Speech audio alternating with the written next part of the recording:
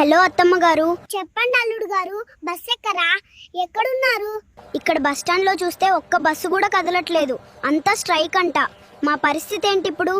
అయ్యో అల్లుడు గారు, ఇక్కడ కోడికూర ఉడుకుతోంది, గారెలు ఏగుతున్నాయి. మీరు రాకపోతే ఆ కోడాత్మ శాంతించదు. కోడాత్మ సంగతి తర్వాత ఇక్కడ నా ఆత్మ గాలిలో కలిసిపోయేలా ఉంది. నెత్తి మీద ఒక మూట, భుజం మీద ఒక మూట వేసుకుని కూలీ నంబర్ 1 లా అయిపోయాను. మీ కూతురేమో చేతులు ఊపుకుంటూ స్టైల్ గా హ్యాండ్ బ్యాగ్ పట్టుకుని నిలబడింది. అయ్యో నా బిడ్డను అంత కష్టపెట్టకండి అల్లుడు గారు. బస్సులు లేకపోతే ఏముంది, మా అల్లుడు గారు బలవంతుడు కదా, ఆ మూటలు పట్టుకుని నడుచుకుంటూ వచ్చేయండి. మీ ఊరు మా ఇంటికి పక్క గల్లీలో లేదత్తమ్మ, 10 ఊర్ల అవతలుంది. నేను అక్కడికి వచ్చేసరికి ఆ కోడి ముక్కలు కాస్త శిలాజాలు అయిపోతాయి.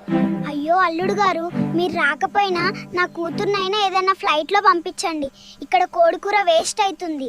అత్తమ్మ గారు, మేమున్నది బస్ స్టాండ్ లో, శంషాబాద్ ఎయిర్పోర్ట్ లో కాదు. అయినా మీ